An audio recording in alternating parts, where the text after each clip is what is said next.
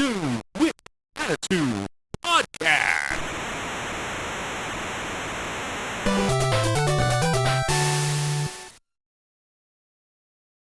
Hey everybody, it is the Dudes with Attitude Podcast. That's right, your favorite collective of wrestling boomers are back to relive the greatest era of professional wrestling, the WWF Attitude Era. I am your host, the good Dr. Legend, joined by a esteemed crew, the magnificent Brett Evers. Yeah, baby! We're back! We're on the air! And look at all the space I have to use my hands now! Yeah, it's great. We're gonna have a good time. He recently got divorced, so he's living in a storage trailer. Not true, I still got the ring. The supreme submission machine, Angelo. I'm back, and I'm better than ever. Got a knack for making things better. Cheddar! Oh. And we're not there quite finally, yet. making his triumphant return to the show, no ego, Weasel Minific. I'm back, baby! The man of 104 moves. Move number 1. 104? Arm. He's like, arm bag. Fuck. Arm bag. Arm Guys, drag! it has been too long. Life has been good and challenging for us all. Yeah, I know it's been quite a bit since our last show, at least 4 months. But yeah, some things have happened. I had mentioned earlier my second son was born. He's good and healthy, and he's hanging out. He's not walking, but he's standing up like almost by himself. Wow. And he's pretty strong for a 2-month-old.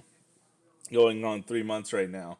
But we want to welcome back Chris Weasel over here. He had some health issues going on, but we're glad to see you back, buddy. We're glad to see you healthy and you're good to go, good in shape. Everything okay? You're gonna make it there, buddy? And We're gonna make it, and just like Legend said at the beginning, before we came on, you got 8 weeks guaranteed, maybe more. So we'll see what happens. Are we We're doing saying the over-under he's on gonna- that already? I think the highest of the Galberg streak was 4. Okay. You're trying to double your own streak. Put her on the freaking stream, bro. I made a graphic for this. I made a graphic. I'm gonna put it in the intro of this. It's gonna pop up. The Galberg. It's gonna have a counter there for every show he's on. Too bad we don't have a photo of him holding like the sprinklers, you know. No, it's Chris's dumb face photoshopped onto Gilbert. It's even better. Oh Lord. God, but we're jumping back into the heated period of the Attitude just as things are starting to get good. We are the Go Home Raw before Unforgiven 1998. We last left off our hero, Stone Cold Steve Austin, said he could defeat Vince McMahon with one arm tied behind your back. And he did. He was about to before Dude Love walked in there and screwed everything up like an asshole. So we're in the aftermath. This, surprisingly enough, I can't believe, like, this. We thought that WWE was getting better at this, but they're the same fucking company like 20 years later, booking main events a week before the pay-per-view's out. Mm-hmm. Like, this is, it's so weird to think, and we're like, oh no, this is good. I still bought this fucking pay-per-view because I couldn't wait to see what was happening. Even though that's how hot this period was, I bought a B-tier pay-per-view because I really wanted to know what was going to go on. And I think that was the Austin's draw. First defense, you know, too. Mm-hmm. So you wanted to see what happened. Yeah, it was a huge draw, and I was excited for it. Like, I'd never done that. I think that year we had been ordering pay-per-views every month, and in February, because we didn't want to see that shitty No Way Out show, didn't we watch Super Brawl on WCW or Hogan Sting 2? No, we watched that one scrambled. No, I thought we ordered it. No, I almost guarantee you we did order that. I will say maybe, but the only WCW pay-per-view I ever remember ordering was Bash at the Beach '98. That's the only one I remember ordering. Oh my God, Malone and Rodman. Yeah. That was a good booking too. Shit, we were hook, line, and sinker into that match. But we're here, guys. It's Raw. Let's jump right back into it, the good old days. But before we start, time old tradition. What are y'all drinking? Well, I have gone back to my Dr. Peppers, my zero sugars. So for tonight, I have the cream soda and the cherry, but I also picked up the regular and the strawberries and cream. I So I have had all that the the zero other day. sugars. The strawberries good? and cream one is amazing. I've been saving really it. good. I've been I was waiting to try it. I was shocked at how good it was. I was like, whoa, that's very tasty. All right, Angelo. I'm doing my absolute favorite Coke Vanilla Zero Sugar. My favorite one ever. All right, Chris, This what has that innocuous cherry vanilla liquid one. filled with toxic chemicals are you going to put into your body tonight? I got Tropicana. Okay. All And right. I got a Red Bull.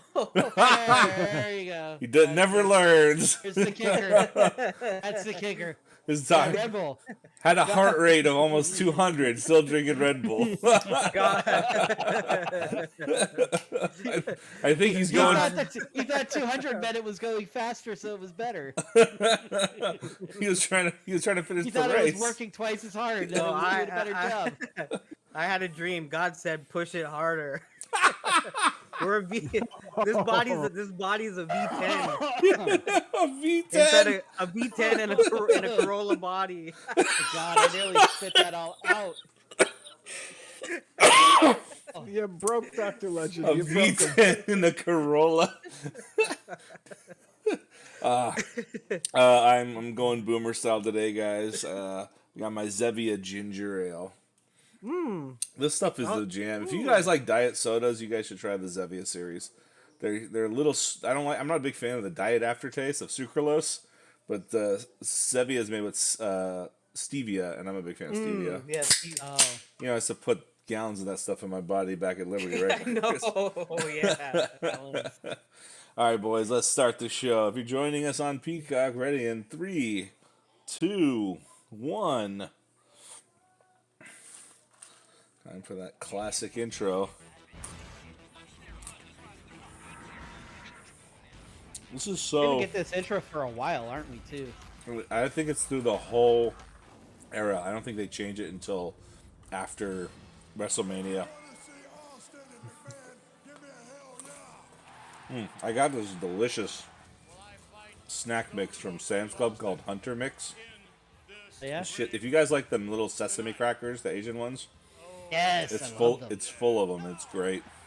All right, I'll have to take a look. What you said it was at Costco or Sam's Club? Sam's Club. Perfect. That's what my membership is. Hers is Costco, so we're covered either way. Ooh, Vince McMahon was so juiced back then. everybody Still was. is. He's not a competitor, so he doesn't. You think Vince McMahon goes through those fucking testings? Could you imagine? Yeah. Nothing's better than Iron Sheik's drug test. I think the best one was when Brock Lesnar was wrestling for the WWE and the UFC, and he got popped in the UFC. And then everyone wondered, well, how come he didn't get popped in the WWE? And it was like, oh, he's a part timer. He doesn't have to get tested. I remember that. Well, the funny thing is that he popped for an estrogen blocker. That's all he popped for. Oh, okay. Which means he was on some type of like hidden testosterone booster or something like that. Why? Why? Was this the first week of when did Dude Love appear? A couple weeks ago? Well, he was No. also in the Rumble, right? 98 Oh. Rumble. Mm-hmm. Yeah, but it was remember because Foley Catch Jack came out and said something. Oh, about- yeah. But, I quit yeah. promo. Yeah. Yeah, and then the next week he came back, which was that last week. He came back as Dude Love. I hated Dude Love. Yeah, I mean, that was his idea of a Shawn Michaels character that he always wanted to play. Yeah, that was him as a kid, right? So that was his like. Yeah, that was his like the character he created. I can see why it didn't work. Teenager. I mean, Mick Foley, I say what you will, I think Mick Foley has zero charisma. No, he's Bro, No, no. Maybe- that's a he- stretch. Yeah, I mean, he's No. pretty good on the microphone. He's pretty good at getting a reaction out of people. Yeah, but like the thing is, he gains empathy from the audience from the bumps he takes, not from what he does or what he says on the mic. But that I'll give you. I will give you that. His Yeah. psychology, though, was second to none. It's like this guy would just get his ass kicked in every match. What's like he wrestled like a jobber. But you know what? We remember him. And we I remember the this Brooklyn moment. Brawler too. Barry Horowitz. Dude, you like Randy Orton. The dude is a generic dude. He's got nothing going for him but a finisher that he stole from DDP. He jumps. And The big and difference. a drop kick. The RKO is a jumping cutter, sir. Get your wrestling definition right. I'll never forget that. Yeah, that goddamn drop kick. That's That was Robert, dude. He was like, man, Randy Orton ain't nothing but a drop kick. You know what's funny? I watched the Royal Rumble too, last month. And every time somebody got eliminated, all I could think about is Chris trying to dump Robert, going, and the winner of the Rumble. I can't stop thinking about that. Every time I see somebody get dumped over. What the? What are they doing in the cemetery? I don't know. That Undertaker angle is really weird. Looking back at it. What the hell? Well, I guess he's getting the Gave it reaction. Like a Dude Love talk show. The Love Shack. Ugh. That's what I hate about WWE now. They're getting better at it now, but maybe like 3 or 4 years ago, everybody had a fucking talk show. KO, Jericho. Well, Jericho's was good, but everybody had their own. Jericho's was probably, hands down, Jericho's highlight reel was the best out of all of the modern era. Shawn Michaels had one. Dean Ambrose had one. The Peep Show was pretty good. Oh yeah, the Peep Show was pretty good. Those wacky. The Didn't wacky Edge chair. had one too. Yeah, everybody had one. Bailey has one. Ding dong, hello. Gotta admit, that's a good name for a Yeah, talk that's a show. good one. I'm making him go through the door like the APA used to make everyone go through the door. With one arm tied behind his back, Oh. I had an opportunity to humiliate and embarrass Stone Cold Steve Austin. I don't like this on the ramp segments like this either. And you Like, it's okay when one guy's on the ramp talking to the guy in the ring. Usually it's the heel who's staying on the ramp because he doesn't want to confront the face. He's being a chicken shit. Yeah, it's kind of like a weird angle. So much fun,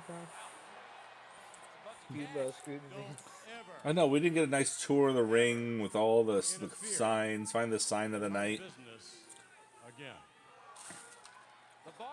I guess this is really the beginning of the whole Foley McMahon relationship, isn't it?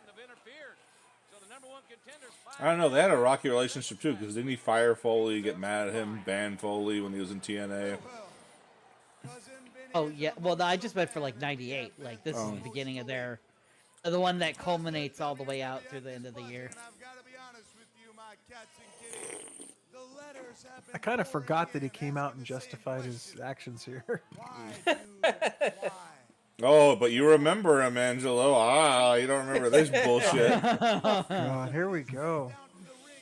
Just go watch another Randy Orton classic wrestling match. At least he can still move around and walk, unlike this clown. Well, Because all he does is to be chin fair, locks, when was drop the last kicks, and time Orton RKOs? had a match? I think Orton has a bad back. Orton's like he hasn't wrestled in months.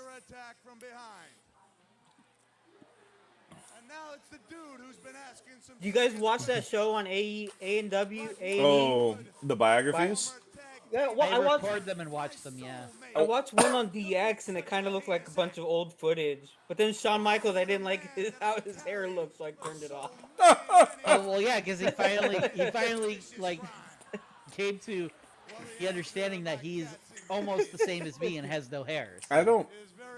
I don't know if they offer any new information. Like, I saw a clip of the new season, the NWO one, where it's Hogan talking about it with Bischoff and everything like that. And they're explaining what's happening, and it's interesting to hear it, but, like, there's nothing really new here that's being presented Right. that I was impressed by. I think everything's It's all been like said. it's WWE wash. is 'Cause, what like, it is. But Eric was like, I didn't think Hogan was going to do it. Like, until he came to the building that night, I was afraid, like, he'd get there and get cold feet. Well, that's why they had Sting as a standby. But what's it called? Hogan was singing Nash and Hall's praises, though. He should be, because one of them's not with us anymore. And that's also Hogan. Hogan always sucks up to everybody. Yeah, that's a fucked up meme, Luis. He was dead. I didn't even remember. What? The Razor Ramon, the conspiracy. Oh! I was like, here goes Razor. I was like, here goes Scott Hall again. I'm like, wait a minute. He's dead. He can't do it from his grave. Scott Hall is such a conspiracy theorist. Scott Hall doesn't even think he's dead. He thinks it's I a love work. that. I love that. That is just based on his opinion of the screw job. He's the ultimate conspiracy theorist in wrestling. Well, because he was always so adamant about how it had to be a work. He couldn't even, like, in his mind think it was a shoot. He's like, nah, it can't be a shoot. It's got to be a work. He'll look at AJ Styles, and AJ's like, you know, the world's flat, Scott. He goes, shut up, you crazy. But Montreal was still a work, though.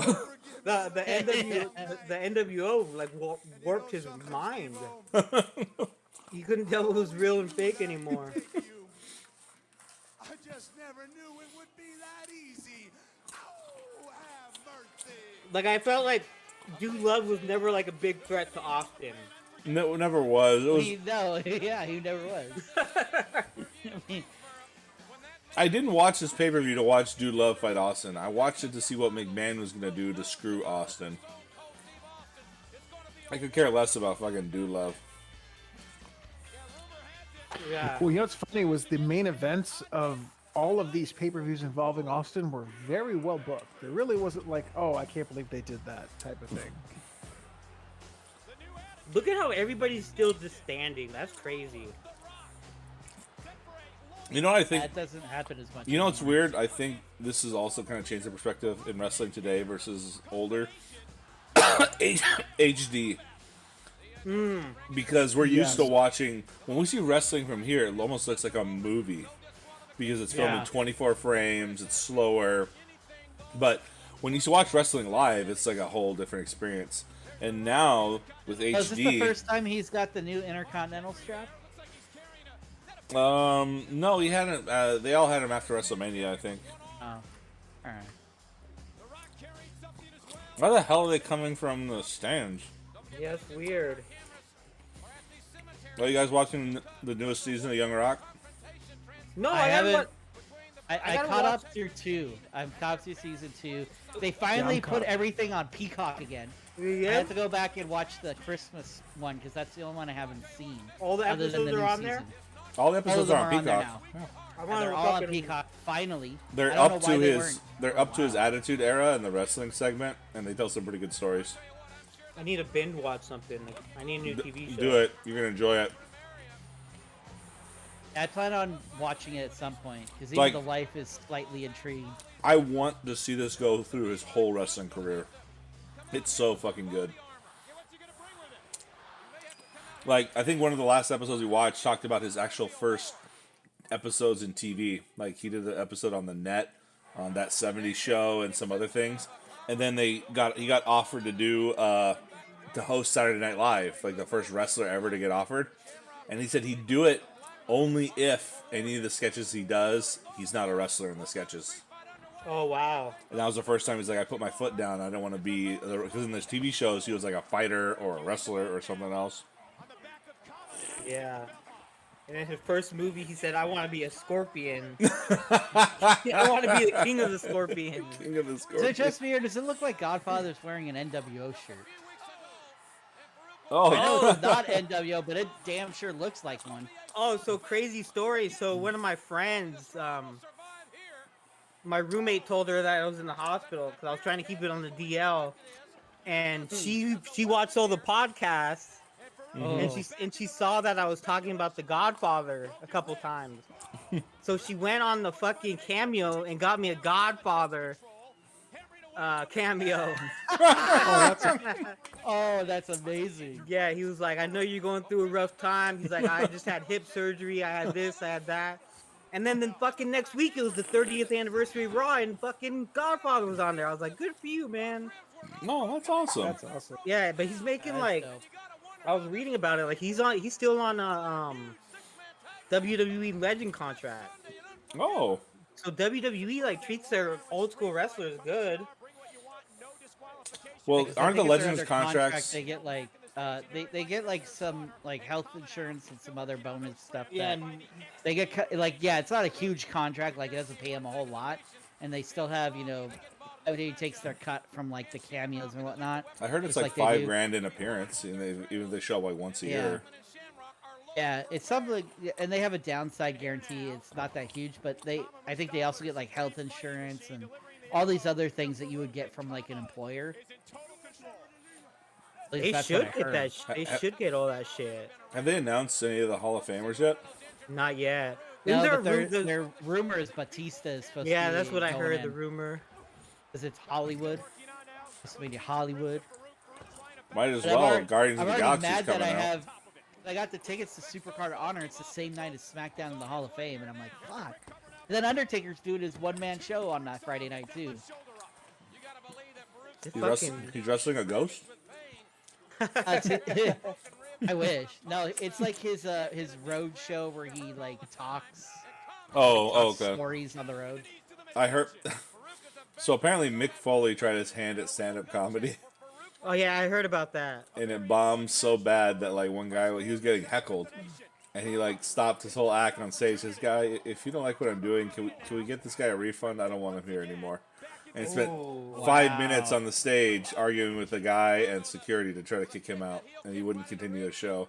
Apparently his show is so bad, like no one was laughing or. And you know what's funny? All he'd have to do is just tell stories from the road.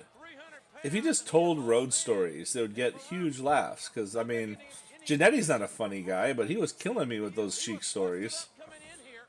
Yeah, they're not. Yeah, it's not that hard to just go on stage and just talk about wrestling. And those are the best ones, are the road stories, like the shit that happened, traveling or backstage. Yeah, or the whatever. ribs and all that. Yeah, the ribs. Did I tell you the could Jake totally the do a Snake show on Andre stories? Because Andre was afraid of snakes. No. So Jake and Andre, when they were in a program together, they would travel together and stuff. And so they were in Texas when I think they were in San Antonio driving to Houston. It's about a 4-hour drive or whatever.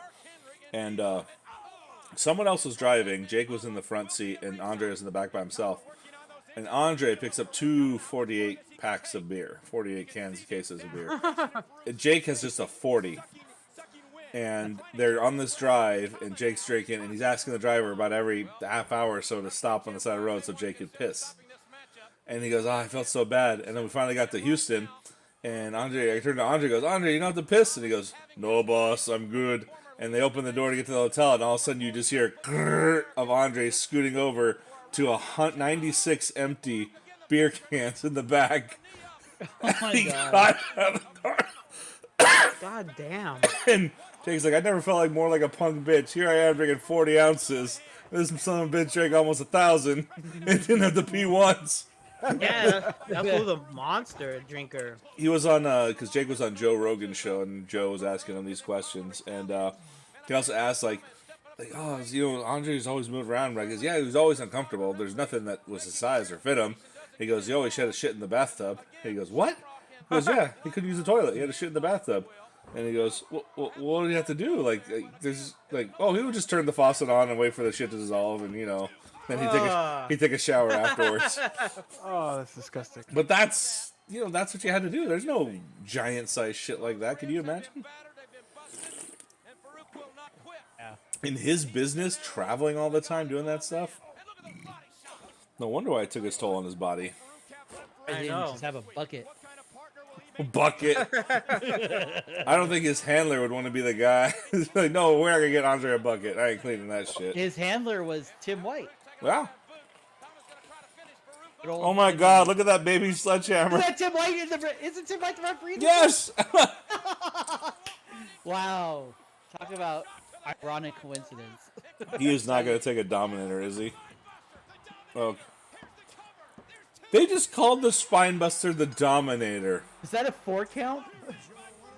Did he do 4? 1, 2, 3, 4.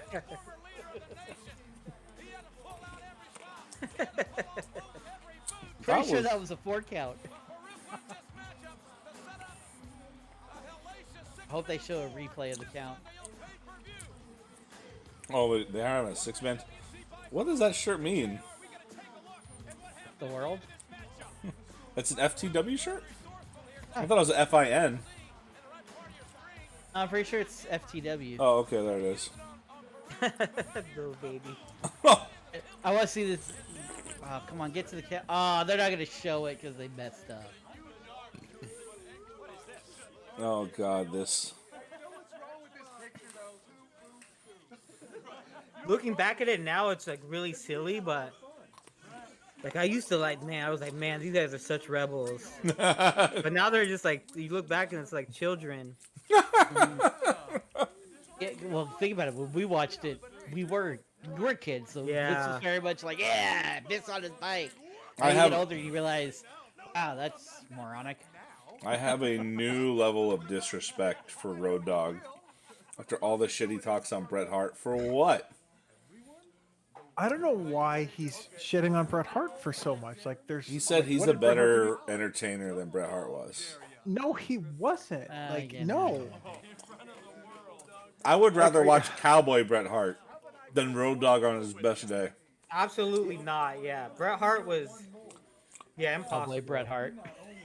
You know, Cowboy something- Bret Hart. I will admit, once they get DX off the feet, Sorry, I got that image in my head, and it's just hard to get out. I just remember Neidhart laughing. Like, Neidhart was giggling when they brought out the Spurs and the cowboy hat. I don't want to do this. Fucking poor Bret. You just give me something. Cowboy Bret Hart. No, I don't want to do that. Oh, man. Oh, it's too good.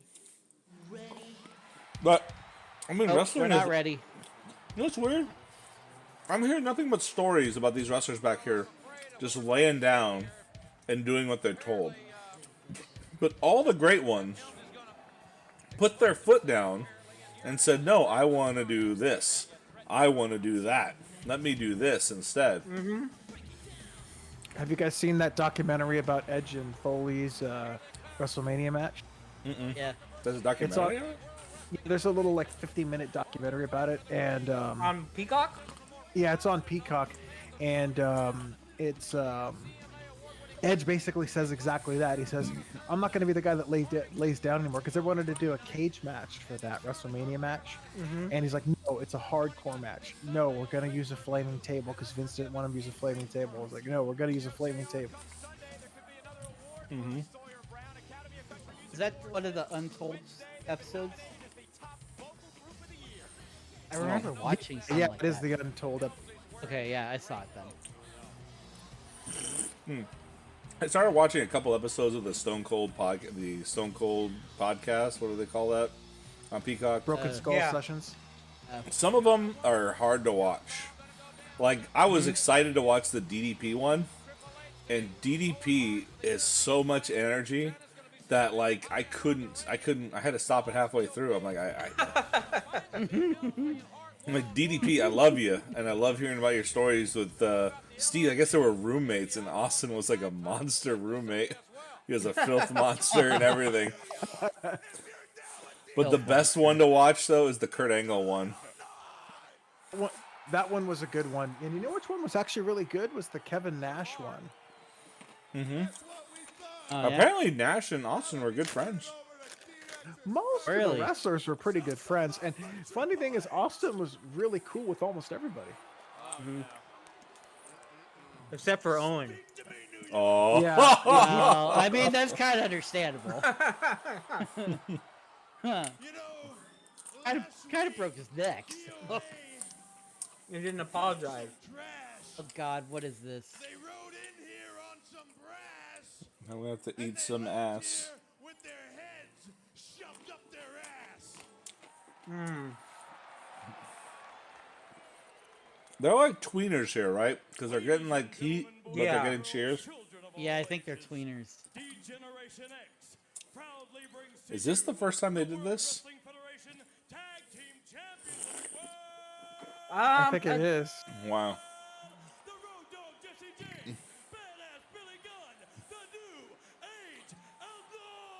I never liked them because they were the tag team champions that never fucking wrestled.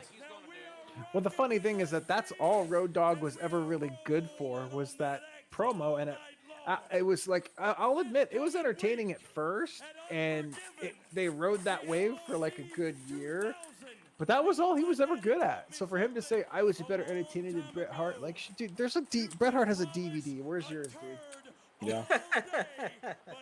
Fair point. Like I said, this guy would never be in the Hall of Fame by himself. That's a testament of a character. Yeah. Shit, Bret Hart is in there twice. An animal all you want. And they might come out here and What, they did the Hart Foundation? Yeah, they did the Hart Foundation like a year after Jim died. Oh, was it the whole yeah, foundation or that's just right. him and Jim? when you call her Just him and Jim. so whatever you do, don't I would say, yeah, they were a hell of an amazing tag team. skanky. Yeah, they were. Jesus, Eric Bischoff, suck it. You know, Owen, you can put the ninth wonder of the world, China. God. God, dude, that she had so much surgery on her face. It's crazy. Yeah. And the sad thing is, Just she her whole never, body, really. she never fucking stopped until she died. Yeah. But let me tell But you this. I think Charlotte Flair is doing the same shit. She's almost like, what happens to women when they get all this surgery? They start to look very cat-like. Down it, you don't want her to do. Well, Well, they Charlotte, start. her boobs like popped. Remember this. Yeah, So yeah, she they had to did. get new She had to boobs. get that redone. Oh my God. See, that's one thing I'd be worried about as a wrestler. Like, if I'm going to get a boob job and I'm landing constantly on my body and all stuff like that, that would make me very nervous.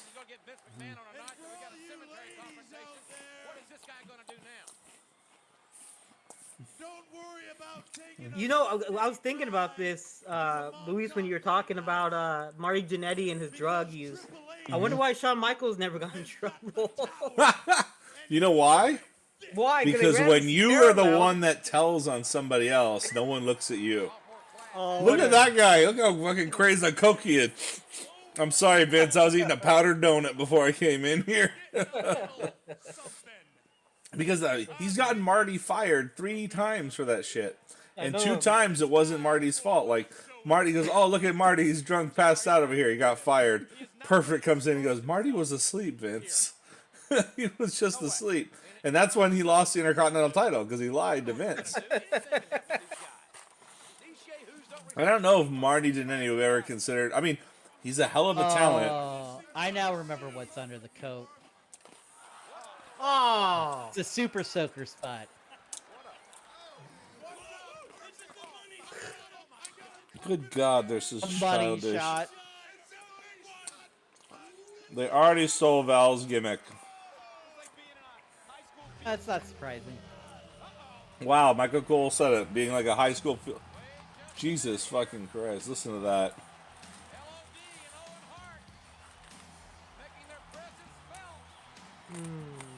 Sable's still in jail right now. I mean, Sonny. Yeah, she killed someone. Yeah. What? Yeah, that was her, like her 7th DUI. Oh my She killed God. like a suspended license. Killed a fucking 73-year-old guy. He looks like a Yeah. robot. She looks so bad, dude. Like I don't know what she was. She did porn too, not that long ago. Yeah. She don't look pretty no more. We're not gonna talk the talk. Where's his? He's the Mohawk man, right? They made him. They tried to change their full look to make him. 2000. I mean, I'm not gonna lie, he looks better with hair. I do like. know. I do like their outfits a little bit better here, because the other ones are just like red and black and kind of basic. But I do miss the hair. I like the separate hair. And plus, Hawk went back to the old school Road Warrior face paint too. 'Cause that's what that was the face paint he used to have in NWA. Worked for Crockett. Yeah, that's like the old school one. That's like the Georgia Championship national tag team title one. Yeah. Hard to believe that all three of those guys on stage right there are no longer with us. Yeah, it's pretty sad. I mean, like, look at the Hart Foundation that Brett had in '97. All of them were dead except for Brett. Ah, crazy. That's crazy. Well, I mean, what Animal died at 68, right? He Yeah, I died think so. like 2 years ago. I mean, he Died was 68 after years they did old. he died right after they did that Dark Side of the Ring episode, like not that long after it released or something. Yeah, but you look at someone like Ric Flair, like fuck me. He just had a match last year or whatever. Apparently, he's trying to get a match this year at WrestleMania. God no. Why? Okay. He died in the ring when he wrestled Andrade. I think he passed out. Or Jeff he Jarrett. did. Yeah. Look, I commend Rick. Okay, wrestling is his life, and it's very hard to walk away from a business when all you hear is adoration and love and cheers and get that adrenaline. It's a drug. It really is. But he should have walked away after WrestleMania 24. He had the perfect send-off. How many times do wrestlers not get to be able to choose the way they go out? Dude, that was the There are best some. send-off. There are some great wrestlers that didn't get a choice in how their last match. Bret Hart, Mr. Perfect. To be fair to Flair, though, Flair kind of was told by Vince, "Hey, you're done." Like, it wasn't really Flair's idea to stop. It was McMahon telling him, "You're done." Well, I doing mean, this. see, here's the thing though. He said the same shit to Daniel Bryan, and Daniel said, "No, I love this shit. I'll go to T and fucking A once I get cleared to wrestle." Like he was going to do that until the WWE brought him back. So what's up with that? What do you guys know the inside on why they were able to wrestle after like 8-10 years? Like new technology showed that. Oh no, they're fine. No, I mean, Yeah, with, like part of it was new advancements, new techniques to help, like the brain recover, the neck and the spine to, like. right. I mean, Yeah, I mean, it was just medicine's advancement. always evolving. Yeah. Yeah, because you got Daniel Bryan out there prancing around, fucking doing everything. Well, the thing is, like, I know Daniel Bryan's neck injury wasn't as bad as Edge's, but Edge did get some. I think he got that orthokine, like, stem cell treatment to help repair. Okay. He was God, champion at that time, or did he That's just have the title? That was I when think it was the UFC. NWA. He was NWO champ, but UFC also for the first couple of tournaments either gave out a trophy or a belt for that specific like Yeah. tournament when you won it. I remember I wanted nothing more to see Severn and Shamrock throw down, and they never really did. They had 2 fights, and the second one was garbage. Yeah.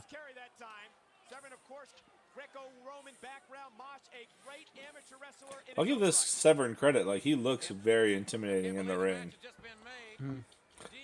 They weren't looking at him for an Austin opponent, right? That was how does Dr. Death Williams all of a sudden get kicked up the card and become like we're gonna groom him to be an Austin opponent?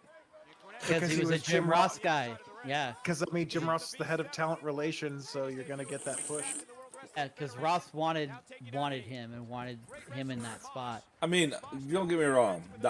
He had a great look to him, but he had the same build as fucking Rhino, but like half the weight.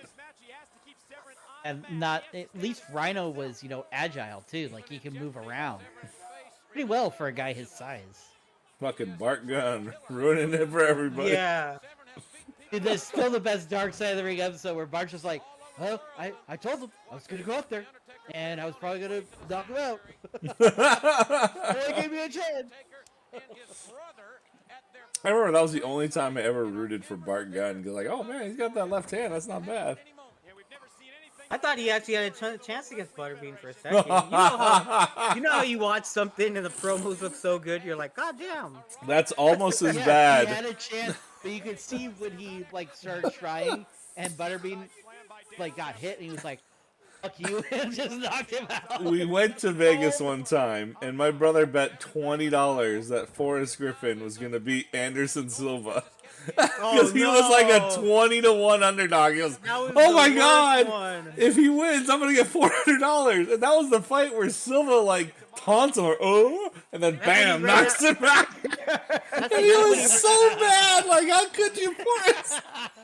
How could you do this to me? That's the one where he ran out of the ring, right? And ran away. Dude, well, my thought was he pulled off a miracle against Shogun. But man, when I saw that fight, I was sitting there with the fucking ticket in my hand, and I'm just like, "Are you fucking kidding me? Like, I'm the worst gambler on the world. Like, really, I should have kept that." Yeah, so I got to use for betting. I have to bet with Ethereum, and I got to go jump through all these hoops. So I was all excited when California we had sports betting on the ballot. I was like, hell yeah, legal betting. I can finally use Wells Fargo, and then it's like California said nope. Dude, I was like all for that. I got crushed in the ballots. I'm like, how the fuck, dude? I know, I don't understand it.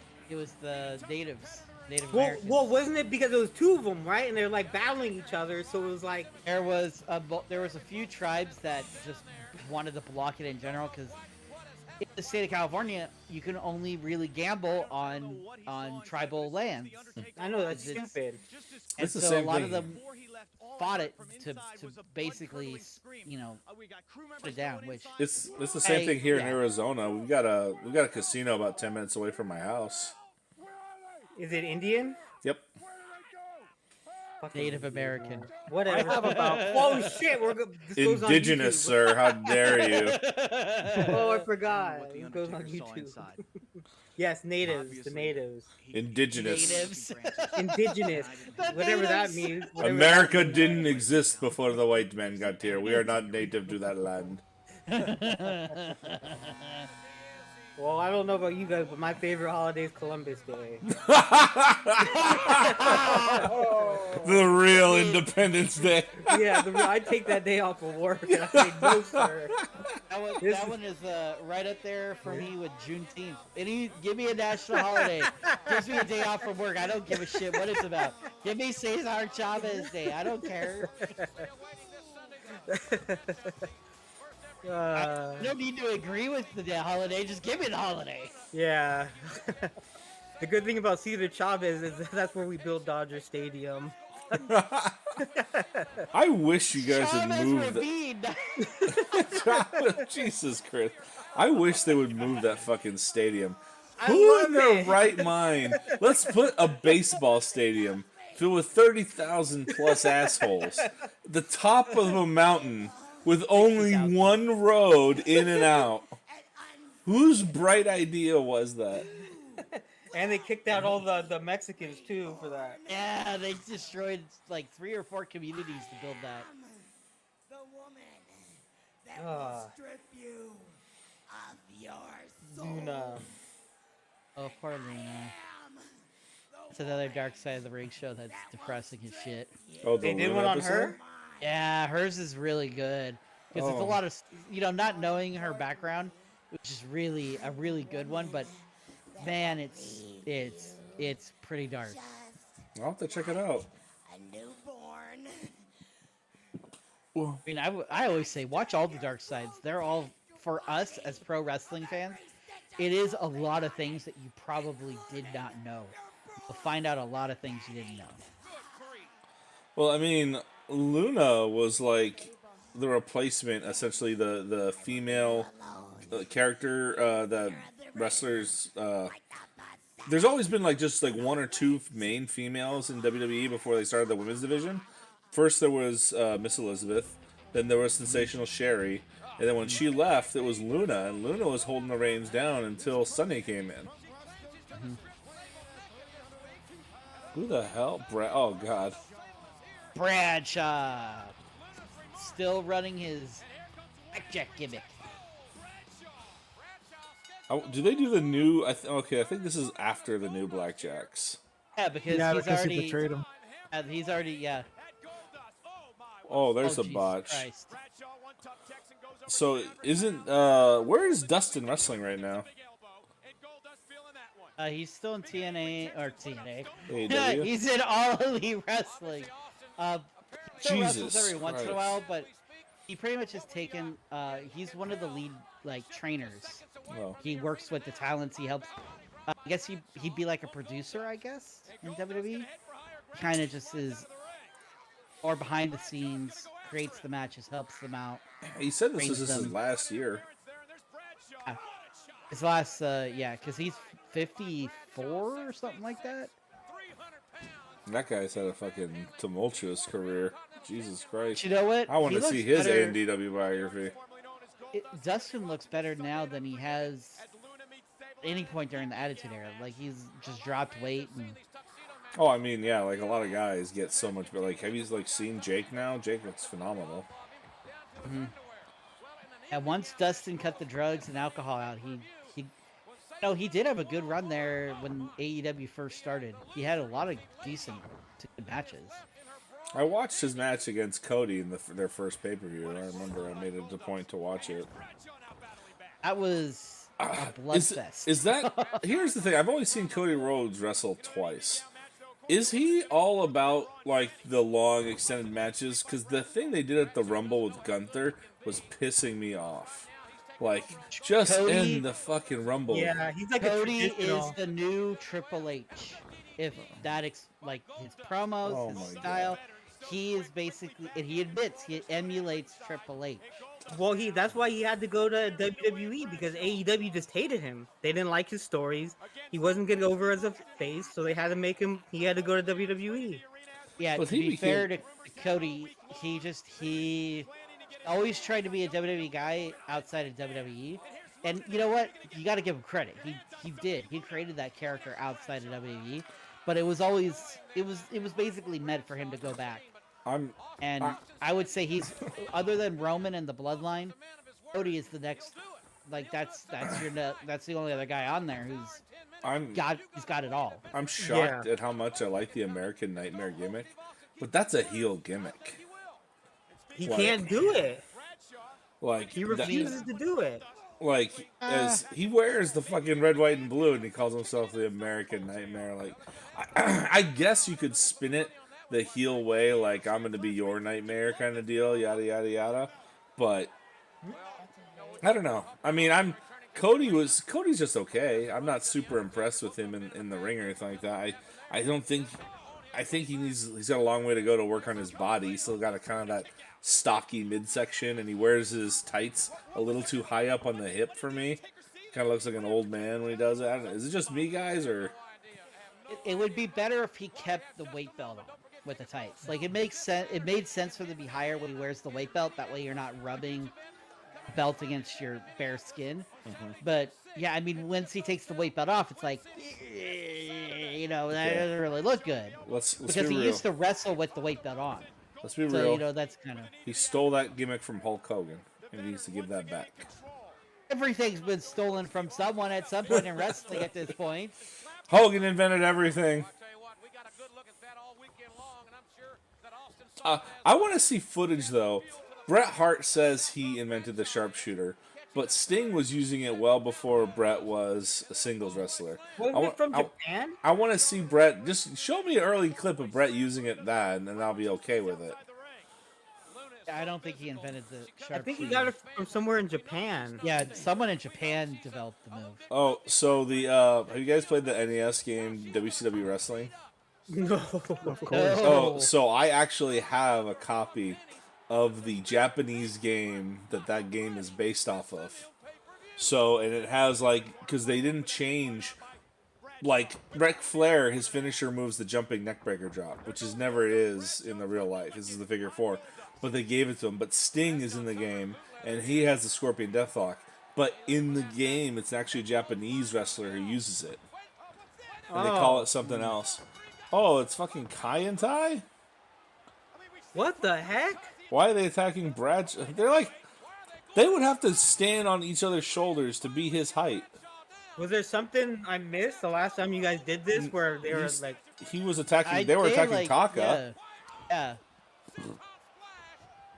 I will say though, that the senton was over for me because that shit looks good. Look how fucking packed. See, this is the double-decker stadium. This is a pretty big arena there here. They're starting to get bigger. Yeah. They were so tiny. Yeah, they're Bradshaw's big. Oh, They they're called the clothesline. They called it the clothesline from hell from here. Jesus, I thought that was an APA thing. Yeah. No, I think they called it that since he first was in. Whee! Oh, I'd be very mad. He landed on Bradshaw full force. That's a lot. I mean, he's not super big, but that's weight on there's there. Austin. There he is. Oh, they're in the New York Islanders Stadium. That ugly ass Islanders logo that they had in the mid to late 90s was terrible. Oh, look at that. It's not a clip from fucking Shotgun Saturday Night. But Shotgun Saturday Night was my show. Oh. It's funny because you could watch Austin actually bracing for impact from the slap. See how he's expecting it, like, oh. Yeah, but he still sells it very well. Oh, that look on his face afterwards, like he's gonna kill Vince, is great. Shit, we're in the next hour. Oh, we're already into Warzone? Wow. The shows hasn't been super good, but I guess we're keeping ourselves entertained. I think part of it is just it's been so long that Yeah, it's been so long. We had so many new topics, and I think we've done this now enough times that we just, to be honest, I half pay attention to these shows anyways. There are some I'm guessing once we get past WrestleMania 15, I think, or whatever, we start getting the thick of it with some of the bigger talents that come in, and then 2 shows to watch. And then there's going to be, I imagine the 2000s will be very hard to look away. Oh yeah, once Angle shows up and Jericho and Benoit and the Radicals, It's going to be. It's very good, very entertaining. 'Cause we still have quite a few of the new generation talent. Yeah. Oh, so I watched the Broken Skull sessions with Bret Hart. That's one everybody should watch because they talk about the WrestleMania 13 match and how they had no idea they're gonna do it. Austin was at home and he got a phone call. Oh, he watched the show and he called Vince like, "What the hell, Vince? You put me in a damn submission match. I didn't do a submission move. Yeah, I don't know. How am I supposed to win?" And Brett was mad too. It's like, guys, I have one hold, maybe 2 with the figure 4 outside. Like, what are we supposed to do? And Brett was actually super nervous going into the match because he said this might be a stinker. But they booked it he called it a schoolyard fight, where they would just kind of beat the hell out of each other and trade off and not just have heat be drawn on one guy for too long, go back and forth. And it's one of the greatest WrestleMania matches of all time. Well, that's kind of where it came up with the idea that, you know what, I don't need a fucking submission move to beat you. I'll just beat the shit out of you so bad that you're going to quit. Yeah, did When he do a Austin promo said where he that, said yeah. that too? Yeah. I'm going to beat his ass so bad, he's going to say, I quit. And I'm like, oh, that's awesome. I used to like you. He used to do a promo, and you used to know it, Luis, but I can't remember it. Like black and gold, or black and purple, or black and pink. I can't remember. That was the Survivor Series '96 promo. Pink and black, you make me sick. That's a great promo. The '96 Survivor Series match, and that's a great match too. I love that match. New York too. Madison Square Garden, the debut of the Rocky Maivia character as well. I mean, I'll never forget that. But you can always bet Rocky? that Stone Yeah. Cold Steve What a Austin is loser. gonna get his payback. So, with that being said, Unforgiven in your God, I house. love Austin's voice. That's just a little too long. How the hell did this guy get over as a Hollywood blonde when he sounds like a redneck? I said, It wasn't until he fucking went to ECW where they unlocked his, I where promise Paul you, Heyman unlocked his little tonight talent. before this show I is think. over, I will get my hands on Luis, did you watch the WrestleMania match with him? Which one? With Stone Cold against Kevin Owens last year? I saw bits and pieces of it. It's hard for me to like. I love Austin so much, and I was cringing when he heard he was going to be in this match because he was like, Austin was very adamant, and I love him for it, that he doesn't want to ever go into a match and stink out the joint. Like he doesn't want Right. to put on a Yeah. stinker and give the fans something that's less than what he's capable of. Which is why he always refused to come back after his match against The Rock at WrestleMania 19. Probably their best match ever, and it's a shame because that pay-per-view is so fucking good. It's Yeah. stacked so well, and that match gets buried because everyone thinks of all the other matches that goes on there. But it's such a solid match, and it's a great send-off for those two, and definitely, especially now how Austin is, where he's got to he can't be the technical guy he is anymore because of his neck. But then him and The Rock was so good at carrying Austin through those matches and making him look like $1 million. Yeah, I wish I would have known that was his last match at the time. I don't think anyone knew it was. It was more. Oh one shit! knew. That's the camera guy he always messes with. So in one of his VHS tapes, I think it's it may be what? Oh god, these two idiots! But he always talks about messing with that guy, and like he was trying to run away from Austin, and Austin caught him by the cable, and he's like, "Oh!" And he had to stop halfway up the ramp, and Austin started pulling him over, and and Andrew goes, "Hey, you better not destroy that $80,000 piece of equipment. You hear me?" There's a guy who got a fucking shit draw here in WWE, but the problem is, as talented as Too Cold Scorpio is, Did you see what they called him? TCS Funk? TCS. What?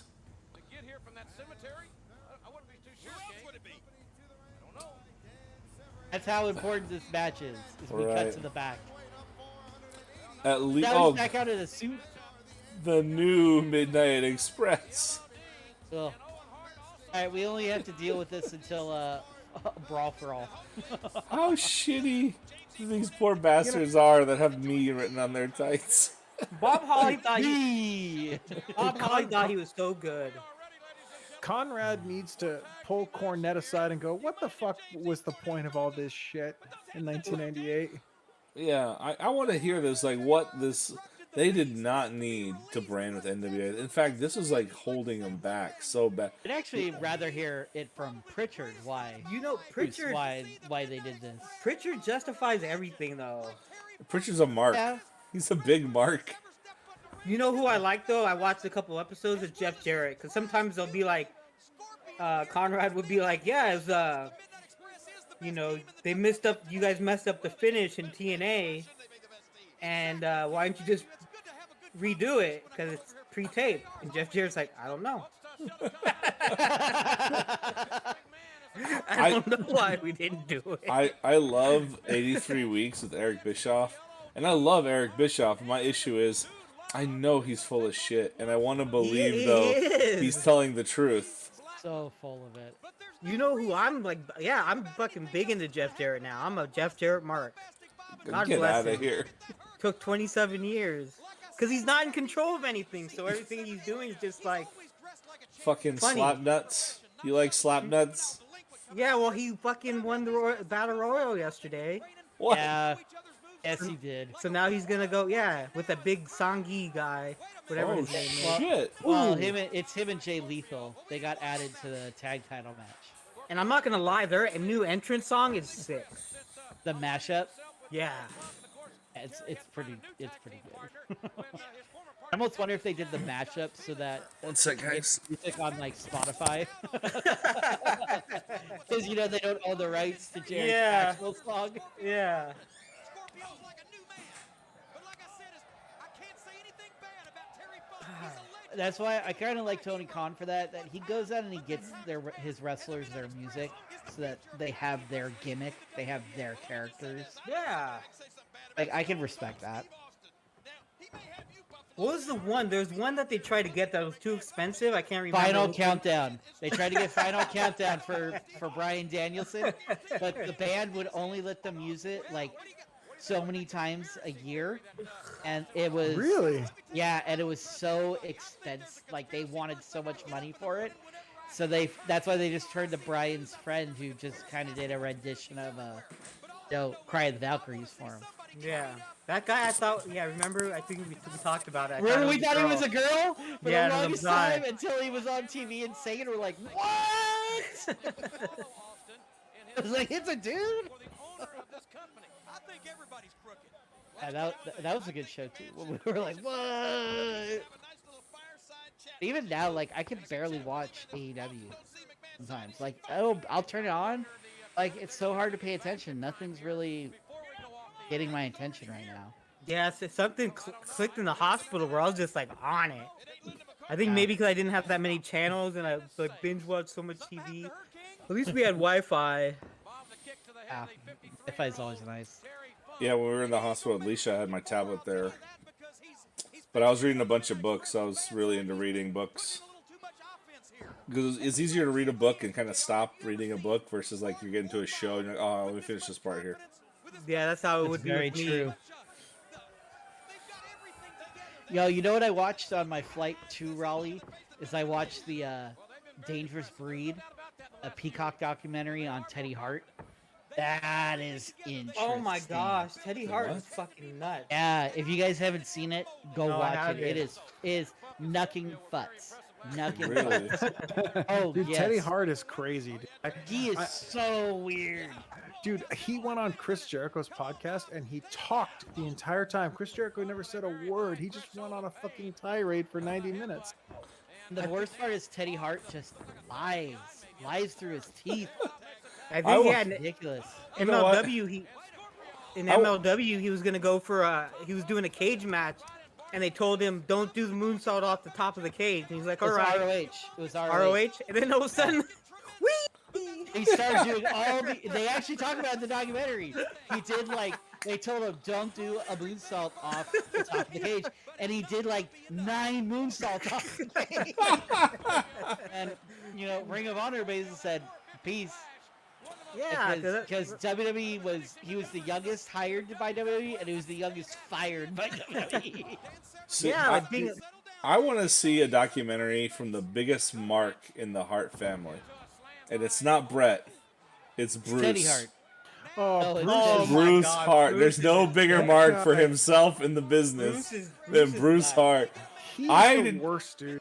I didn't know how bad he was until like I watched the OSW review episodes with him in it, and he would like watch their Survivor Series match, the one with the Hearts versus the Knights. Anytime there's a scuffle, Bruce runs in the ring and tries to get in there to get some TV time. he was, And, yeah, I know. and he got That's it. super mad because he pitched the idea of the brother versus brother storyline, but he wanted to do it between him and Brett. And Brett's like, nah, I want to do it me and Owen. Yeah, well, you can sit this one out, Bruce. And the Yeah. funny part was Brett in his book talks about the Survivor Series 93 booking, and Bruce is there and he's like trying to book the whole match and he was trying to make the match all about him, and Brett's like, no, it's like we have to get the spot where Owen gets pinned and we have to make it about me and all this. It was just horrible. And then when they were booking the match at WrestleMania between Brett and Vince, Bruce is like, oh, we got to get blood and we got to set up a tag match for SummerSlam. The guy's just Whoa. fucking delusional. Like he's never done anything in this business but be Stu Hart's kid. Isn't that Survivor Series thing also where Sean actually interjects and defends Bret Hart? Where he's like, I would listen to Bret because he's the fucking champion right here instead of just talking shit.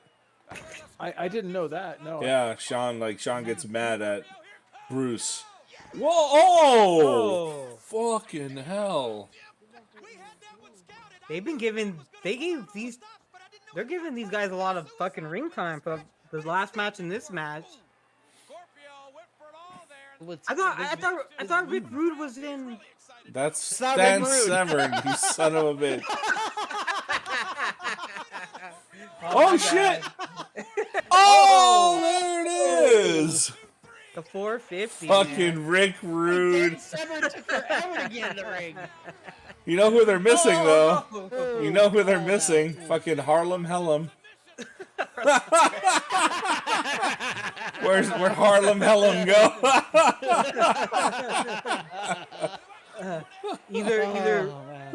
Either Dan Severance was fucking late on that, or he was early.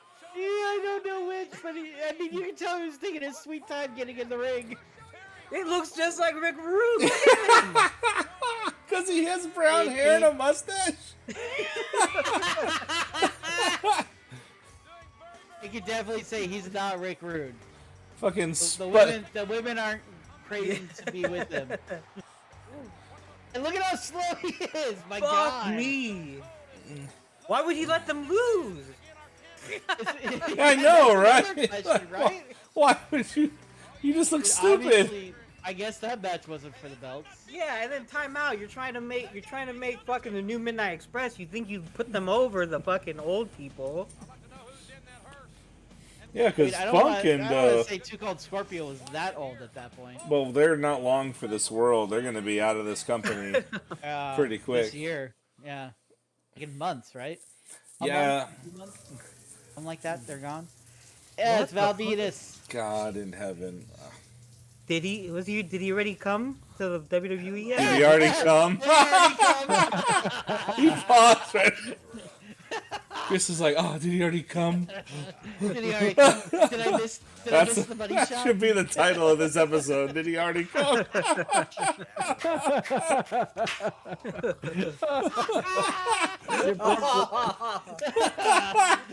He finally got it.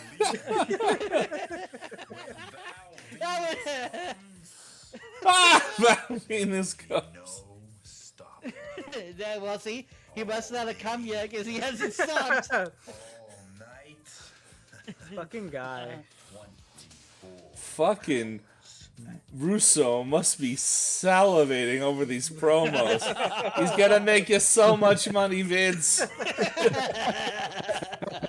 We're gonna sell dick-shaped towels. The kids are gonna love it. Venus is coming. Coming. That pause right after. Did he come out to the ring yet? Did he? Did he? What happened? Mark Merrill's finally disappeared? Mark, him and Sable stay throughout the rest of the year. They don't make it to 99 though. But what happened? They just broke up last week or something, or last episode? Or No, they haven't. They're not broke up yet. They're having a evening gown match at the pay-per-view. Oh. Who and who? Luna? Yeah, her and Luna. Luna and Sable. Luna was tasked with basically getting Sable ring ready. Like, that's what they wanted her to do.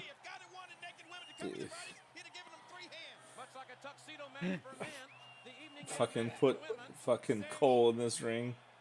Before we begin, I'd like to take you back to last week on Raw.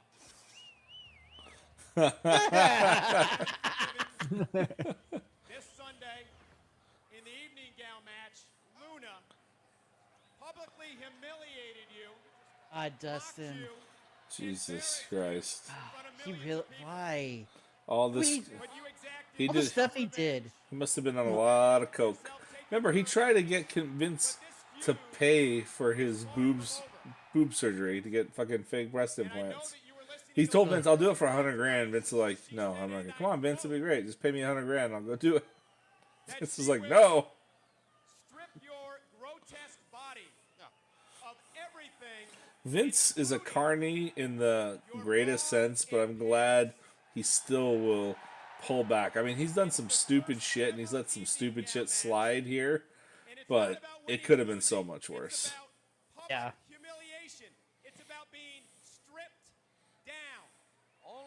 I don't think they have to sell this match all that well. I know they're trying to get her more TV time. I'm sorry, I'd rather listen to Shamrock on the mic. And she's not doing a good. lot. She's not doing a good promo. I think she's. I gotta say this. Sable, at least on the microphone, by this, is doing better. She's learning. She's not as good as Mero, though. Oh, Mero. Oh, God. Mero's a god. On the microphone. It's Remember, we marked for Mero. it's Austin, Right. Rock, Mero. She said 2 fucking lines. We had a whole segment for this. I would have been mad as a kid. Even when I was a kid, in a fucking horny ass teenager, I didn't like this shit because I knew I was not gonna see any nudity. I knew there was like no way in hell they were gonna be actually naked. Until we did get the one pay-per-view where we did get to see. Jacqueline, yeah, nips it Yeah. from her. Oh my god, that suit.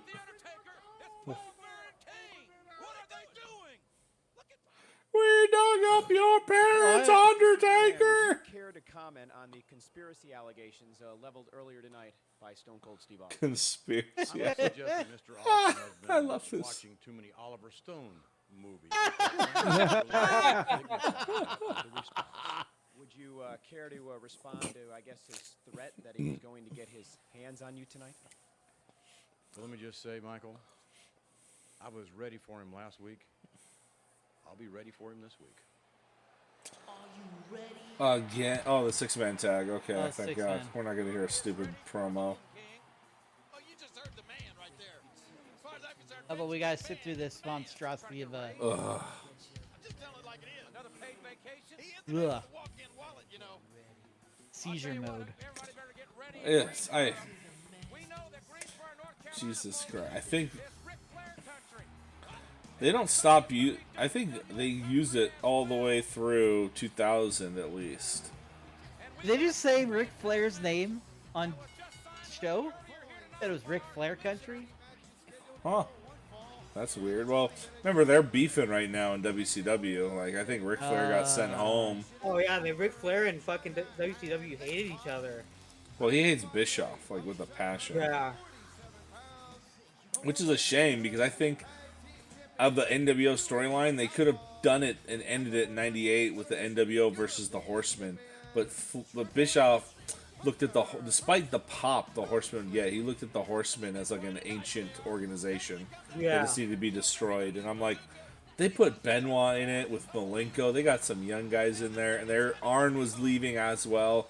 So it was being a pretty strong organization that could have rivaled the NWO. I would have rather seen that shit than fucking Hollywood Hogan versus Roddy Piper. Yeah. But it was so wacky because even when they had the cage match and we thought the title was on the line, but then it wasn't on the line.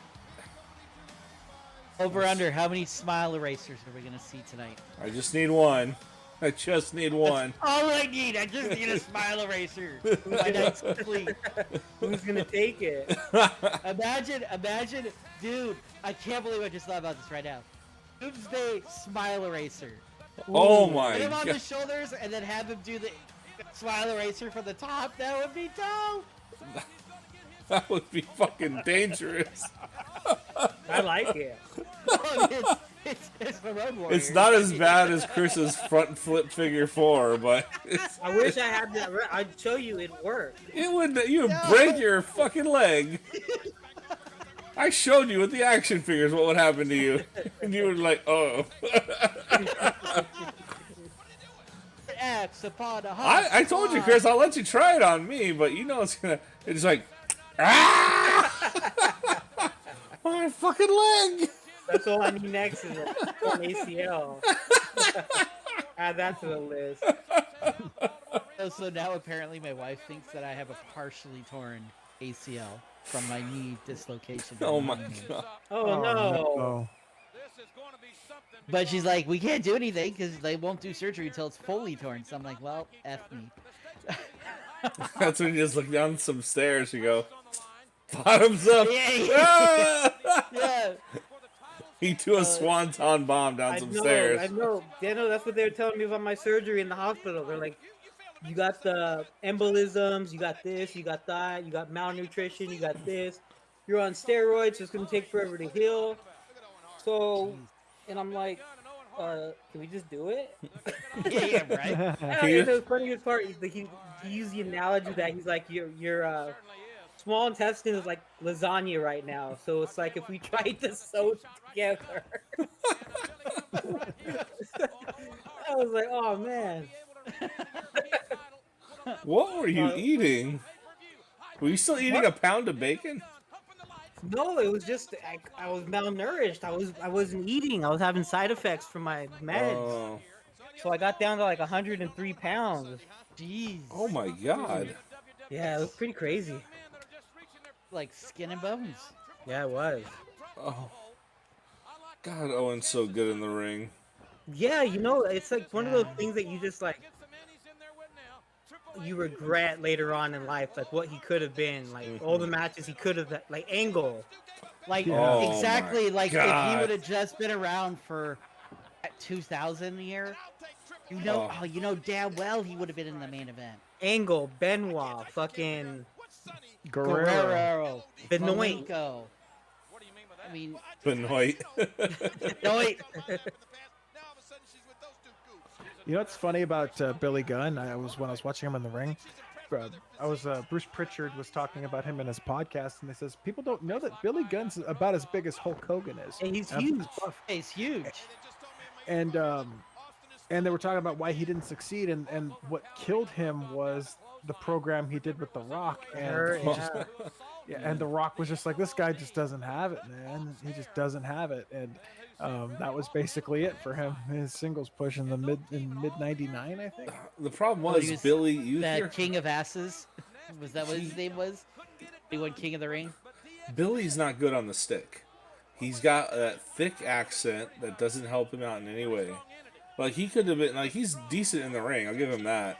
But his charisma kills him because he was protected in the New Age Outlaws because, oh yeah, you can't do a fucking leg drop off the top rope. Well, I mean, look at how many tag teams he was a part of.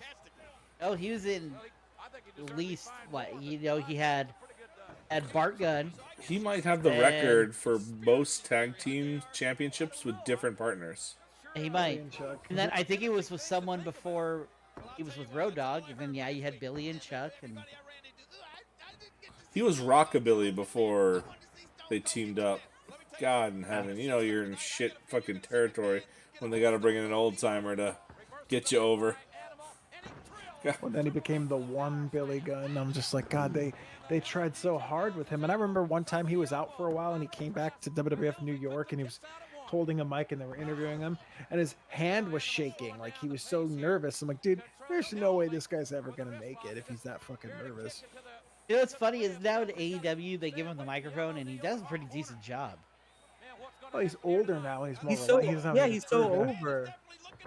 It's like a renaissance era, or it's like just like enjoying your last days, so you really don't care what you do, right?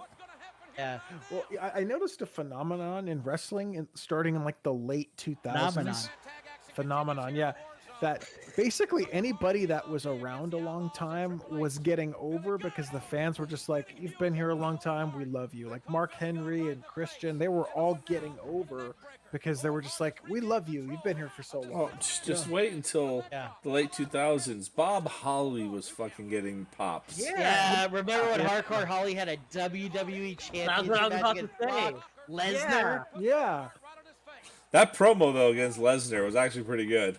Like, I knew there's no way he was going to win, but, like, in the back of my mind, like, there's a chance. A sliver, It was a really maybe. decent match. Like, they really did swerve it. Agent kind of think. It's all you ever need. You just need a little bit of doubt. I mean, it sucked that Levers was leaving in 2004, but I think by then he was all out of gas. Like, No, he the was burnt fucking out. shine was off the pig, but his comeback, I think he did like Sean. His comeback as a part timer was better than what he was doing beforehand because Right. Well, when he first came back, they just absolutely buried him. Yeah. Which was horrible. They should never have done that. Well, somebody They buried him. Somebody pointed out. There it is! Okay. Shit. Oh, he's wrapping him up. There you go. Oh shit. Oh. DDT. You know what match is on WWE's YouTube channel is Brett versus Sean, Survivor Series 92. Holy shit, that was a good match. That's a really good match.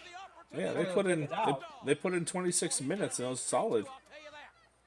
And Sean wasn't supposed to win the title, but fucking Davey Boy got fired 2 weeks before the pay-per-view. Yeah. Classic. Well, it was him and Warrior that both got fired for the steroids. Yeah. Because Vince is in the middle of his trial and goes, guys, I got to make an example out of you.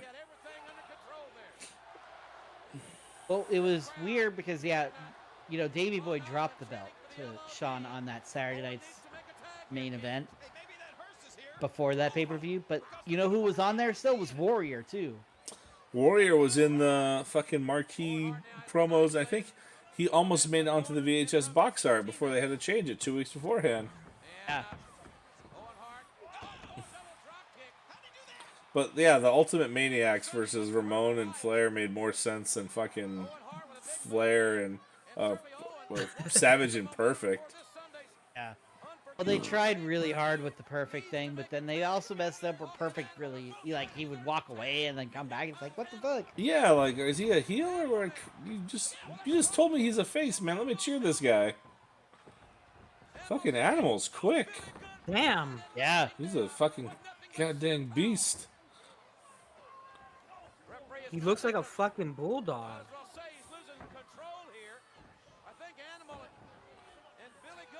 I mean, they could have done without the name change for LOD 2000, Yeah. but I like this change, the gear change. Yeah, they look good. Yeah. Here we go. Change almost. Uh-oh. Oh, shit. Devastation Oh. device? Devastation device? What? Didn't Vince McMahon take a doomsday device in a bar? No, this Yeah. is... She did. Bret Hart, Yes, he did. But it was Yeah. the safest, kind of dinkiest, like, because Hogan was egging him on.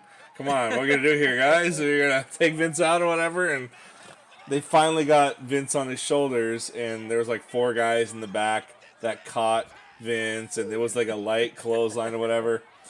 And then Brett Not see that. and then Brett got in there and with Anvil, and they gave him the fucking heart attack, but Brett was like, I tore Vince's head off.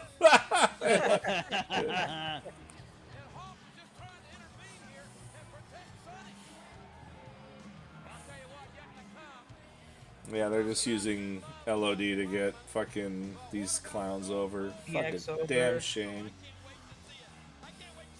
And the funny thing is, doesn't DX break up in like a year? Yeah, It's- with some weird shit with It's Kane, once Triple H starts leaning towards the main event scene. Kane and Tori and You know what's weird? I've never actually watched the SummerSlam 98 pay-per-view. Really? No, never watched it. Like during the summer, like even during Attitude Era, like my brother and I would always be doing such like outdoorsy stuff or doing a lot of different shit that we would forget wrestling is on, or we would just not watch pay-per-views. Yeah, summertime was usually off season for us in wrestling because we were just too damn busy with whatever vacations. You know, sleeping in until 11 and stupid shit. Like, whatever. That summer of '98 though, that was one of the best summers ever. It was like right before high school for me. Dude, I was sleeping in every night, staying up till 3 a.m. every night. It was nuts. I do that now. Chris is like, I never stopped. Like if I could make it to midnight. Like, hey, what are you guys doing? Apparently, these are the exhumed bodies of their parents. That's nice. Yeah, it's fucking gross. Well, I like how he looks dirty and disheveled, like they actually dug him up. Yeah, they Like dug he him did up all for the real. work and Kane would just stand by.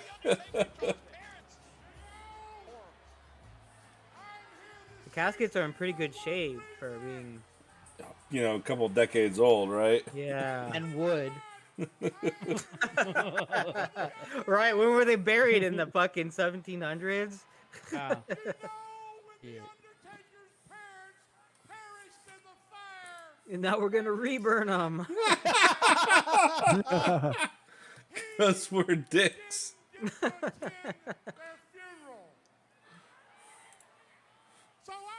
I absolutely do not remember this at all.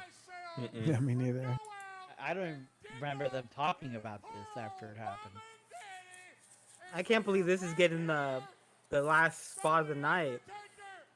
Yeah, I think there might be one spot after this. No, we've got about 15 minutes left of the show, guys. It's He Paul Bearer looks like somebody from Office Space. My stipler? Maybe you have my red stipler? Worm infested and rotten. All because of you, Undertaker. It's your fault. They should have given Kane at least one win. Against the Undertaker. They gave him the damn belt. For a day. Still. And it was like that last the last blood match, or the blood match, and it's like, how's he gonna lose? First blood, not last blood. Whatever. last blood match. Last one, the bleed who loses. That would be a John Moxley match. That's what I was gonna say. You just look at it. You know what's so funny about AEW? They're like so like I watched like Botchamania and all those. They're so brazen with the razor pools and like they have them on camera on the camera, fucking Bleeding, cutting yeah. bleeding. Hey, you can see it. They need a Kevin Dunn. They. What the? You know what I like Oh, about that is gross. Oh, if it were real people in there. Right. If it was Cody Rhodes, he'd go through that other table. Yeah, and burn his shirt too. Yeah, love me. Screaming, love me. It's like Biker Taker. Yeah. Is he testing the waters here? Is this when he went crazy? They put fucking bones in there and worms. We haven't had the Ministry yet, right? No, We that's don't get that 99. until 99, yeah. Oh, I love the Ministry. Yeah, that's when we get APA. Well, we get the Acolytes. We get Midian, Viscera. And then we get the Supreme Leader, Oh, God. Christopher Vince McMahon. It's me all along, Austin. It was supposed to be Christopher I Daniels. know. I can't believe that greater power angle. Like, I remember being so disappointed in that angle.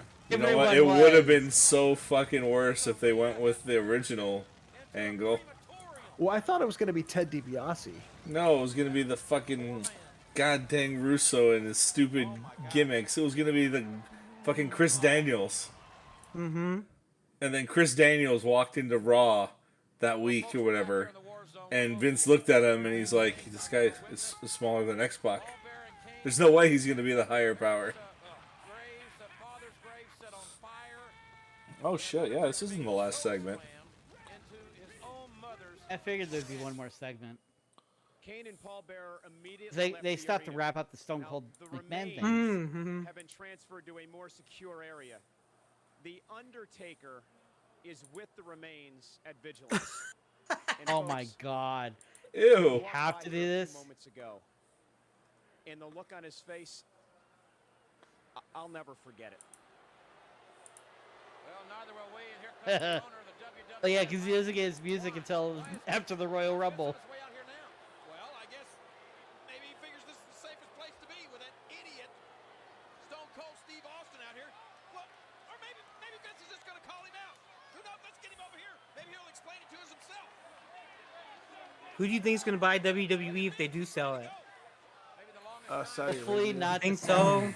I If hope they sell it not. to the Saudis, I gotta be done. Can't support them. That's racist. It's not racist. It's political. It's politically racist. No, not entirely. Fucking Blackman? Oh, there he is. Blackman's main eventing Raw on Attitude Era, guys. He did it. He did it. He made it. Is he wrestling though? Wait, Dude please Love? let him wrestle Mero, because Mero's got like 3 or 4 Raw main events under his belt. He needs this one. I bet you it's Dude Love. I do love Blackman's theme. That thing is fucking badass. Somebody did a mix up with this and the Royal Rumble this year with Bray Wyatt. Oh. Have you guys seen Blackman lately? He's still pretty shredded. Really? What's Yeah. he doing? What's he doing? He was gonna do a fucking reality show with him as a bounty hunter, but didn't make it past the What? pilot. Yeah. Yeah, I do not like his Did you hear? Apparently, Brock Lesnar's opponent at WrestleMania is actually supposed to be Omos. Yeah, I heard. Apparently. Really? So Ah. if you guys look at it, and since Triple H has taken over WWE's creative, Brock Lesnar's been buried. He hasn't won a single match No. clean. Oh. And he was quickly eliminated from the Rumble. Like, Couldn't beat yeah, Well, it's been I it's mean, been Lesnar eliminated like 4 or 5 people before he got eliminated by Lashley. yeah, but that's true though. I'm surprised that I guess Brock Lesnar's just okay with it. He still looks tough, but he's still getting paid what he's getting paid. It's true. it's just something about those big hoss matches that just aren't doing it for me anymore. And then they're saying that Bray Wyatt's gonna wrestle Bobby Lashley. I'm like, why? There's no. I don't remember Wyatt and Lashley Never. beating up. It would have made so much more sense to Wyatt Lesnar, especially you're gonna bury Lesnar. Let Wyatt be the one to bury Yeah. him. You know? It would be better if they actually had Goldberg really come in and let Oh Wyatt my take God. out Goldberg, get his revenge. I don't think he hasn't been back since that stinker in Saudi Arabia, right? No, he has. He wrestled McIntyre at Royal Rumble and Well, he put McIntyre over, yeah, last McIntyre year. over- and he put Bobby Lashley over at an event too when Lashley was champion. Oh, with his little children. Something like that, yeah. That was before Triple H took over creative. Jesus Christ, hearing Vince on the commentary, I'm getting New Generation flashbacks. Yeah, I Yeah. loved him on the mic. He was great. I He was always loved it. good. He was a pretty good color. Like, you're never gonna match the intensity and greatness of Monsoon and Heenan. Right, exactly. Never gonna happen. JR and Lawler, decent replacements. They're the closest ones, I would say. I do like Heyman and Heyman. Ross. Heyman and Ross were good. Heyman, I like Heyman. Yeah, but- Heyman did good. But I think I'm going to be at ringside for some of the events. We're only gonna get them for like a couple of months. He's there for 2 weeks before he signed. He joins the team in March. So he's not. Is WWE? Screw me wrong. Are they running one more pay-per-view before WrestleMania? No, that's it. No, that was. Oh, that was okay. I it. thought I heard him doing some kind of March pay-per-view. I'm like, are you nuts? Oh, that might be the standard. That might be the NXT one. Stand and deliver. No, they're doing an NXT one before Stand and Deliver. Yeah, on the first. Like in the morning, they're doing a. NXT has their own pay. Who's gonna buy that shit or It's why? on Peacock. It's on Peacock. Oh, but who's gonna watch it? Me. No one. Me. Because I'm gonna be driving to SoFi. Okay, for all the right, WrestleMania. all right. You have nothing else to do, Crippy boy. Okay. Well, I might go. I might go to WrestleMania. We'll see. We'll see Oh, how I you're gonna do. go to WrestleMania? Maybe. Well, fuck. I was supposed to go with Brett, but I couldn't get up and down the stairs in the arena. Yeah, because we would have had to climb up a couple of. Because I had aisle seats right off when we came in, Yeah, you still would have had to go up and downstairs, and the bathrooms there are all up and downstairs. Well, that was the first day I went to the hospital, so I gotta catch the last of the ladder match, and I was like, God damn it! And then I got a catheter put in me. Hey, Brett, I don't gotta walk anywhere. How much you pay for those tickets, Brett? I think those tickets were $56. That's not bad at all. No, they were pretty good. I'd go see Mania for both nights, or Oh, you mean for Mania? Oh, I Yeah. thought you were talking about for time. No, Mania was $250 for both nights. Did you? Oh, for both. Is it same Yeah. seats? It's Same seats? Yeah, I had the same seats for both nights. It's in the 200 section, but it's in the 200 club section. So I think it's like 30 or 40 yard line Where did you get the tickets? through my SoFi presale. Oh, so you went through that. I want to go because my nephew's been watching wrestling. And I want to take him. oh, they're setting up a screw job angle here, because Vince is like, oh, it's obvious what happened. He submitted, and he goes, what are you talking no, about? I hate it when they did. Is that at the pay-per-view? Mick Foley screws Austin. No spoilers, but you'll see. God damn.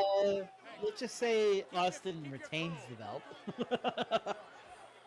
It's interesting how that match plays out at the pay-per-view. Vince just likes to beat a dead horse sometimes. Look at Oh my god, these guys don't take bumps, man.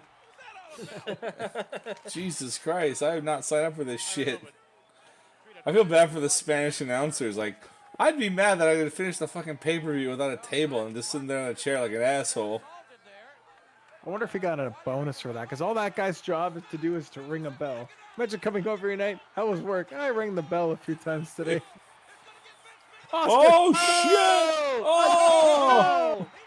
Oh, he actually got his hands on him. Get him! Oh fuck, that's Hey. big. Leave him alone. He's not a wrestler. Oh shit! The cops. The cops.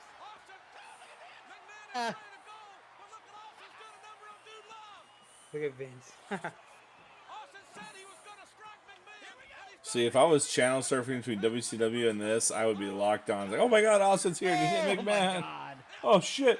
Oh, stop Oh!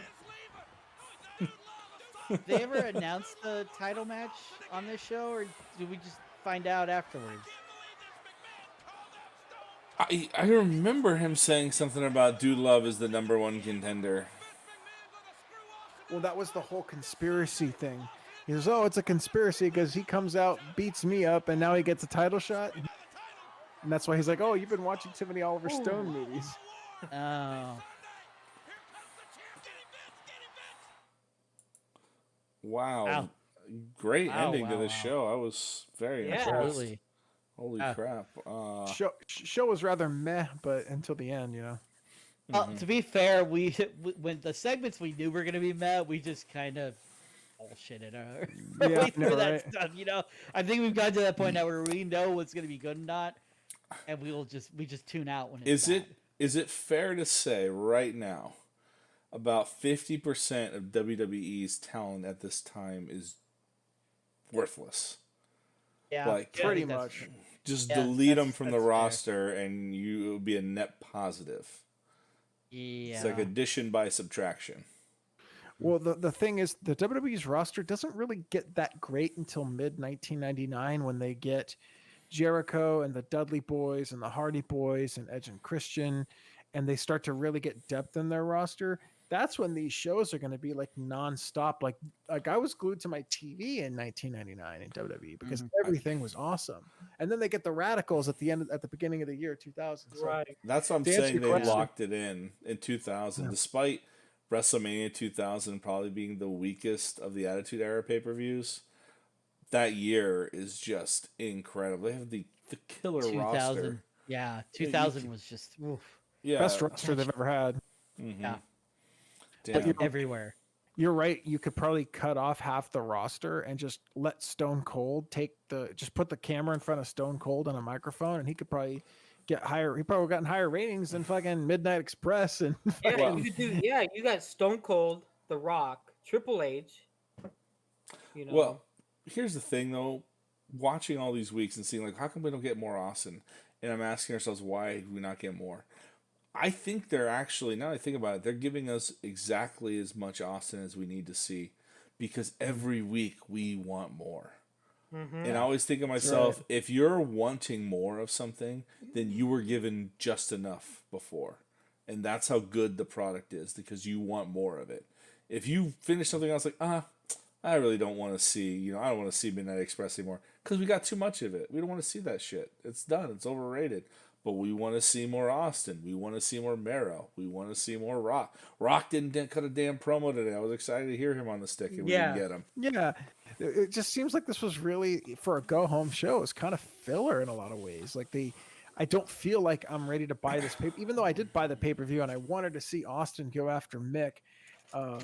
It just, I don't know. It was kind of one of the week. The last week is the one where they won, and this week is like, eh.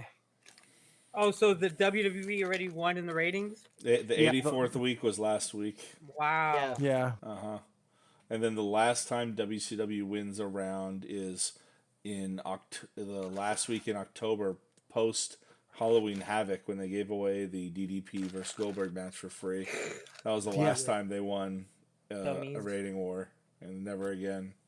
And they only won, I think, a couple over the summer, one of which was the 4th of July weekend where Goldberg beat Hogan for the title in the Georgia Dome. That one, the Halloween Havoc one, I think they only won like a handful in the next 6 months, and that's it. Yeah, it's rough tidings for WCW at this time, but I mean, hey, it's good for WWE, which is weird because I remember this era being really focused on Austin, McMahon, and Undertaker. Like throughout the whole year, it was just focused on those three guys, and then Kane. It slowly Kane gets thrown in there too. It slowly starts to expand it a little bit as we get in there, and I think putting the belt on Rocky and establishing him as your next top heel and top character, that will help big time. Because if you guys haven't seen Young Rock season 3, and I implore you, they actually go over the whole someone quote unquote. I think they call him. They don't tell you who it is because Rock still has a personal beef with this guy. But I think they call him Chad Storm.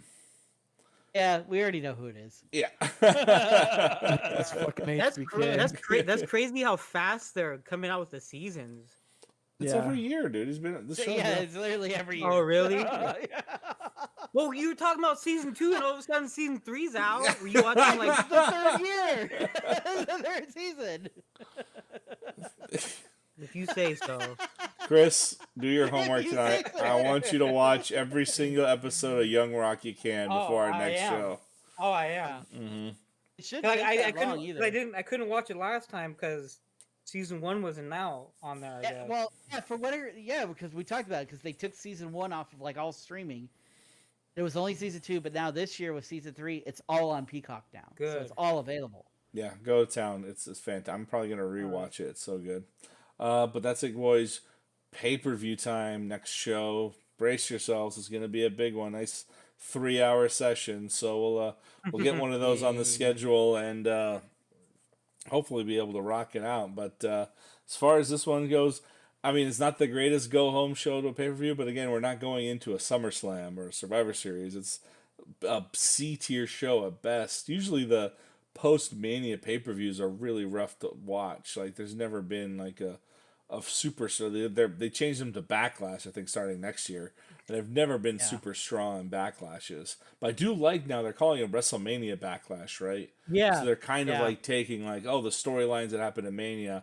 Some of them need to continue a little longer. Let's do that.